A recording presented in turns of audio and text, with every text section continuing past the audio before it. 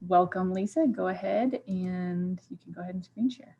Thank you all for having me. My name is Lisa Mason, and I'm the horticulture agent at Arapahoe County with CSU Extension. And I'm super excited to talk to you about a citizen science project that I started in grad school. So let me share my screen. Okay, and we'll get all set up here.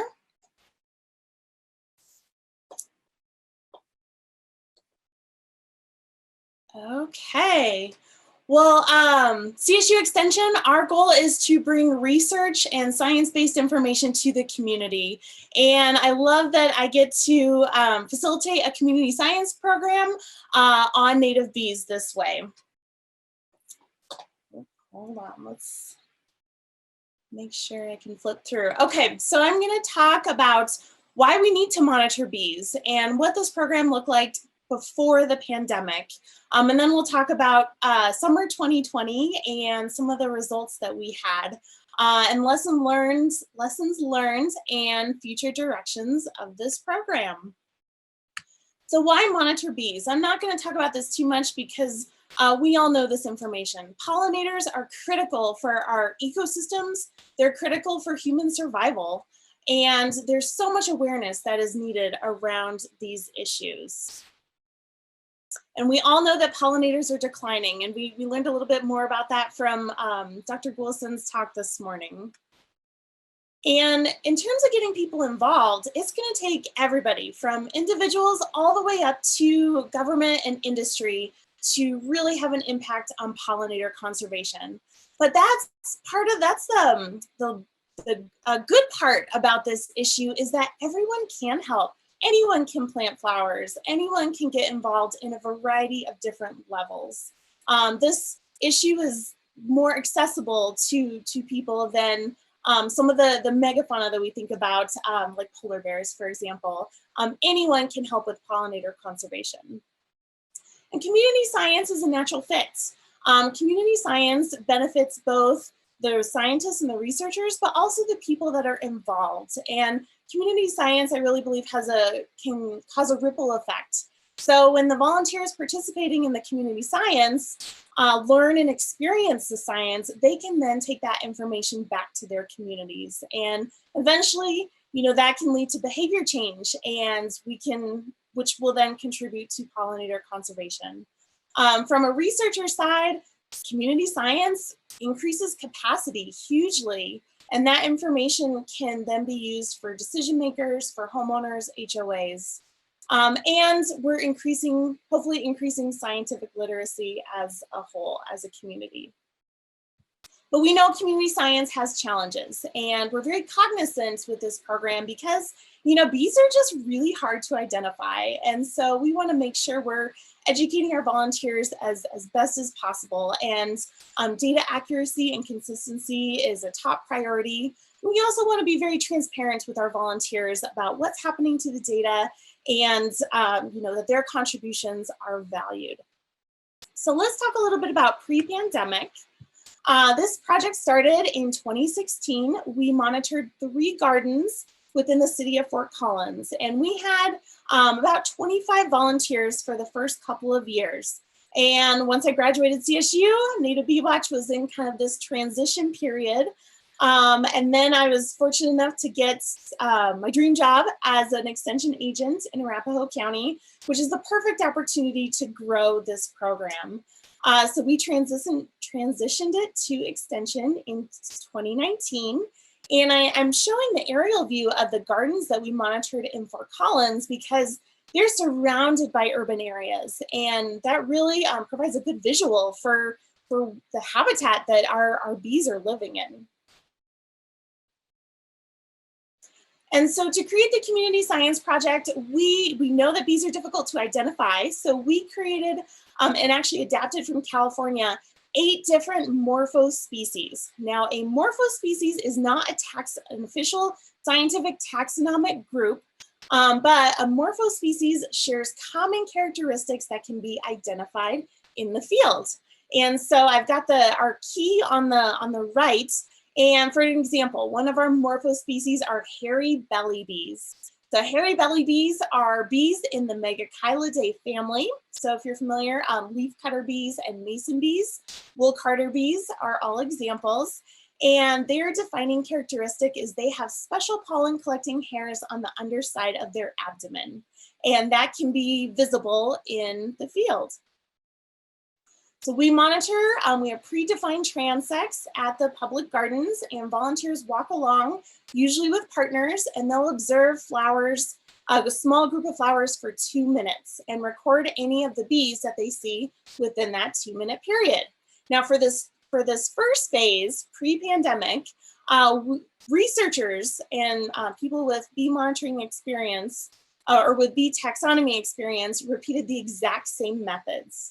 And what we found when we compared the data that the researchers collected and data that the citizen scientists collected, we actually had very comparable numbers. So what you're looking at here on the x-axis is the 8 different morphological categories, and then the correlation rates between the researcher data and the citizen science data. So you see we were very pleased with the proportions. Now notice honeybees is one of our morphological categories. That was over half the bees that we observed. So let's look closer at the native bees. Oops. And you can see some discrepancies here. So some of that could be the researchers monitored on different days. We alternated weeks. So some of that could be attributed to seasonal differences, but also this informs us of where we need to do better at training. And tiny dark bees is a great example because researchers continually observed more tiny dark bees than citizen scientists. And that is likely because tiny dark bees are microscopic. You need a microscope to really see some of those characteristics, and they can be difficult when the little bees are flying on the flowers. So maybe we spend more time training on tiny dark bees.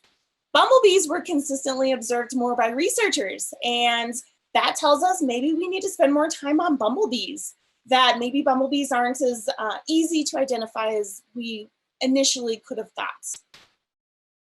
So from this research study, we were able to publish the data, and the take-home message was these monitoring protocols worked. But we think they worked because we had the capacity to invest a lot of time in our citizen scientists, and they were actually able to spend time with staff, with undergraduate students and with graduate students in the field to learn the bee identification.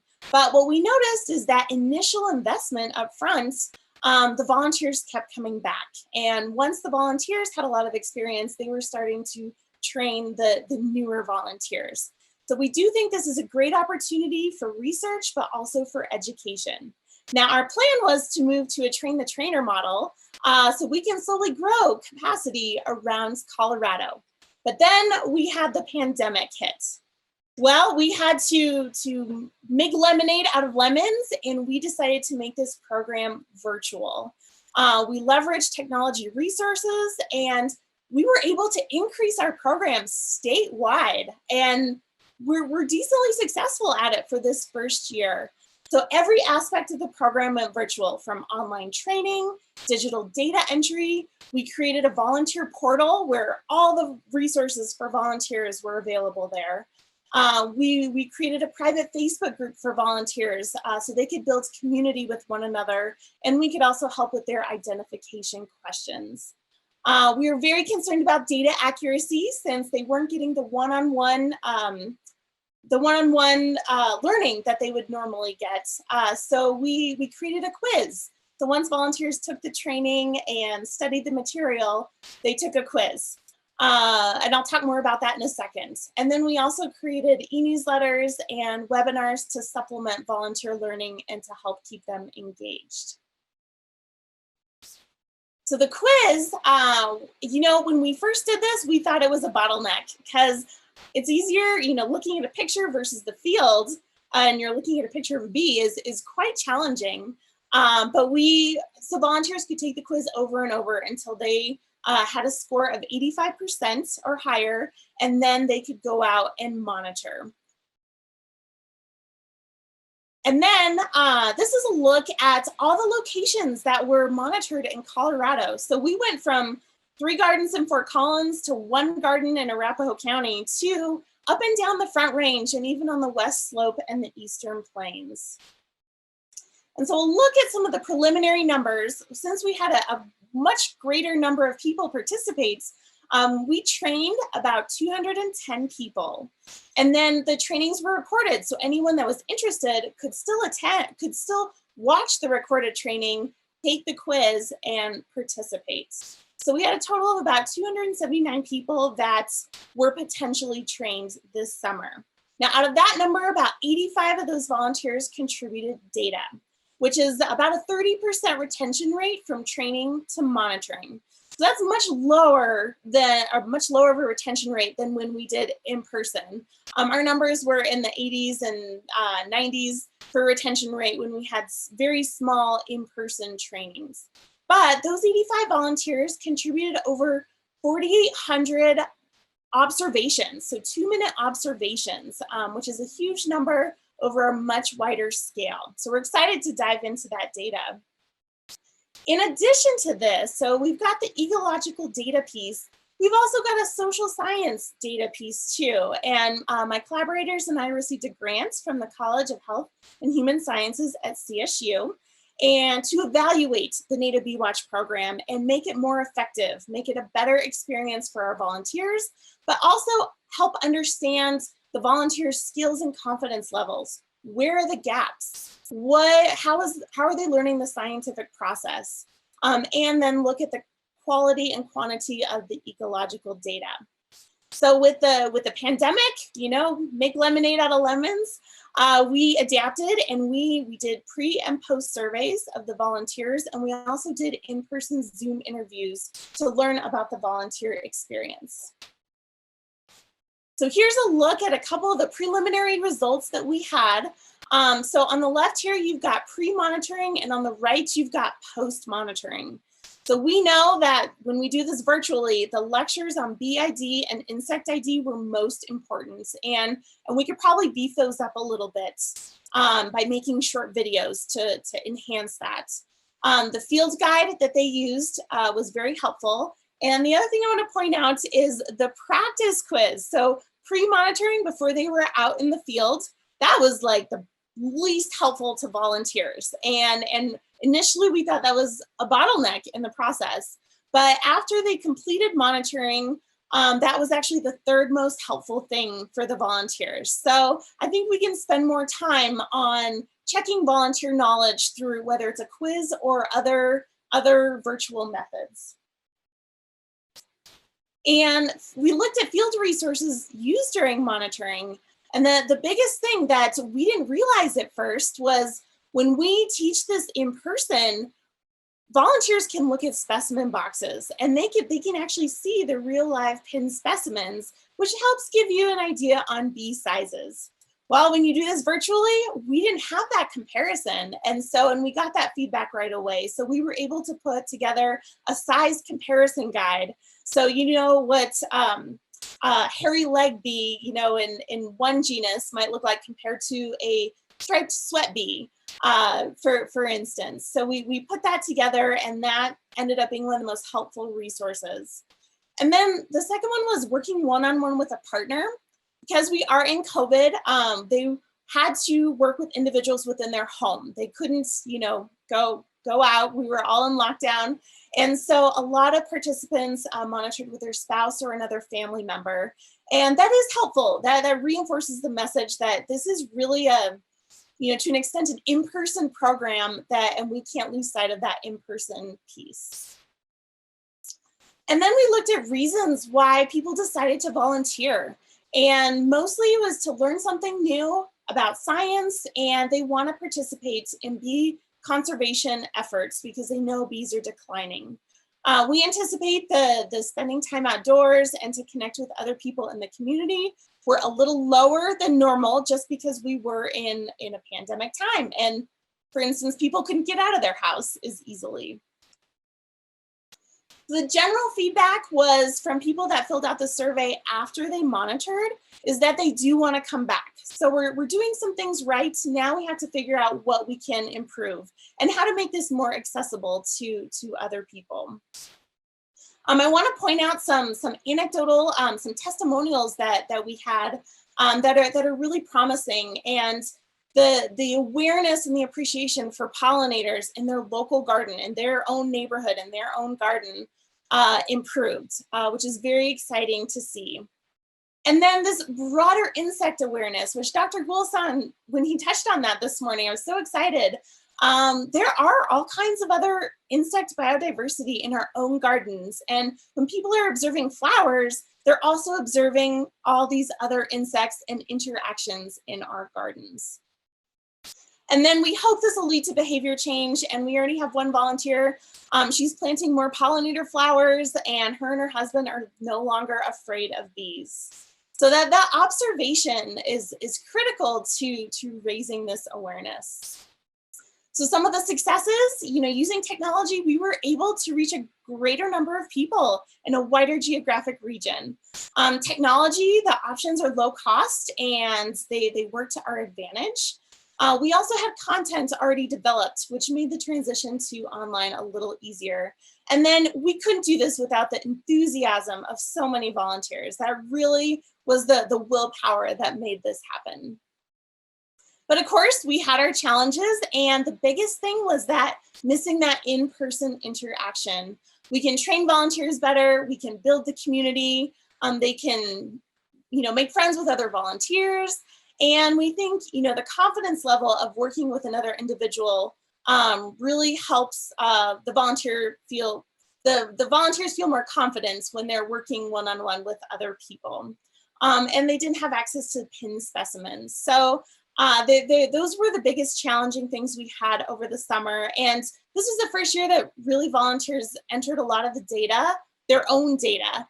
And we started that last year, about half 50-50. And then this year it was fully the volunteers that entered their own data. And initially we are gonna have some cleanup to do just for consistency, because everybody types their name a little bit different and so on and so forth. So future opportunities, this was successful, so we want to keep doing this to provide the education and also collect valuable research data for ecological reasons, but also the social science reasons. Pending pandemic circumstances next summer, we hope to do a hybrid model. So we have all these virtual resources, but we can get back that in-person work. We'd really like to create a mentoring program. Volunteers can learn a lot from one another. And especially if we're spread out statewide, collecting data, having that mentorship program we think could be really valuable. We also plan to design shorter training modules. So for instance, one of the biggest hurdles is identifying a bee versus a wasp versus a fly. We can make instead of having a small section in a long video, we can spend more time on a shorter video discussing that exact topic. To help volunteers better understand it. And then, we'll dive into the data this summer and see what else, or this winter, and see what else we can do. So long-term, we want to make sure to continue to improve so our volunteers have a better experience. And that way it's benefiting the volunteers, but also the scientists doing the research. And then we want to share these best practices for other community science programs as well. And with the ecological science, our goal is to collect long-term data on bee abundance and diversity, which we don't really have. And if we can have, start seeing these trends of even at a morphospecies level, that could help facilitate conversations and a better understanding of what our bee abundance and diversity is like. And then we also want to develop sort of profiles for individual local gardens. And this information can be used to educate the people living in that area, decision makers, city planners, a whole variety of people on what diversity they have in their own gardens and maybe what they can do to even improve on that diversity. And so those will be developed over time. It takes much longer than just one season to collect that information. So in time, we'll have that data available. And then long-term, we'd love to make all the data publicly available so people can just go in and look at their own bee diversity.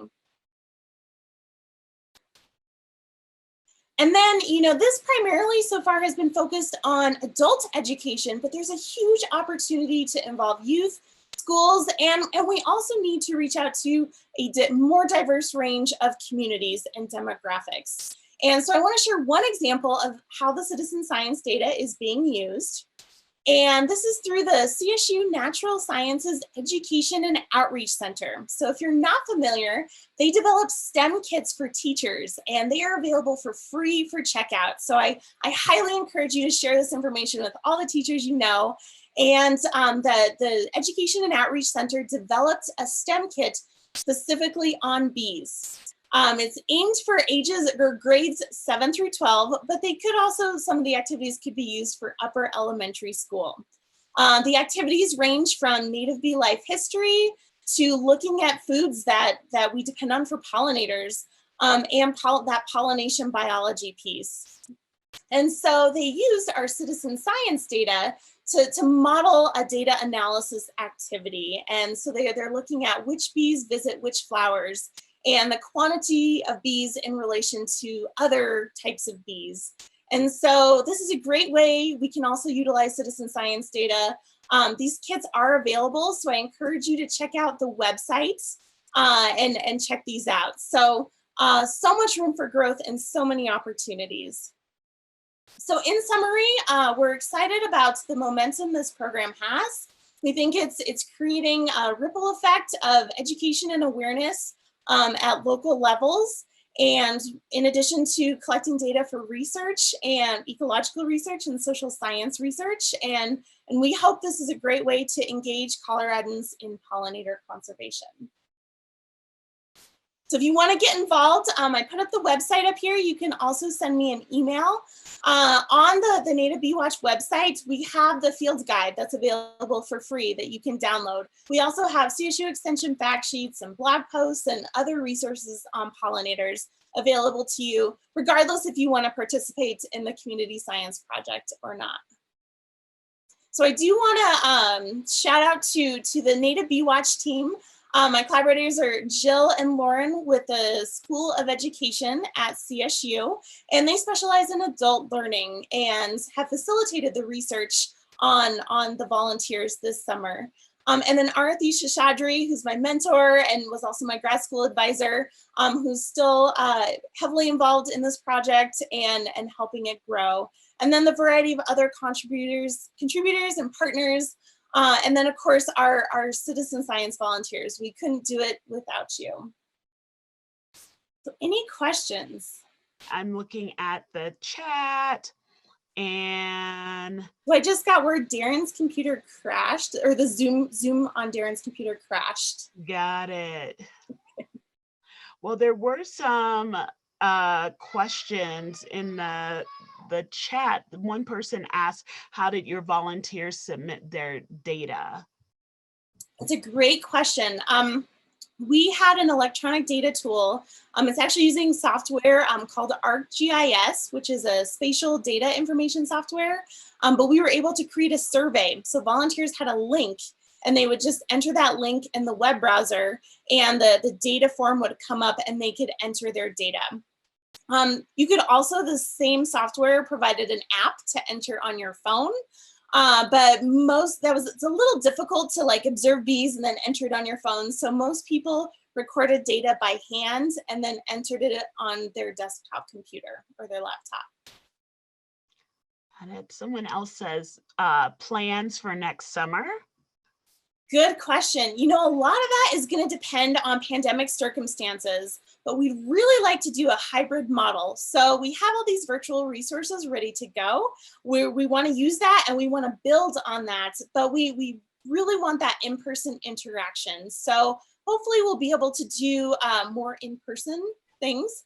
And then also we'd love to develop a mentorship program. So if you're new to identifying these categories of bees, you have a buddy that you can work with and that you can compare notes with. Hopefully someone that has a little more experience, maybe some volunteer experience that can help the newer people. Sure. I can look, let's see if we have any more questions in the chat.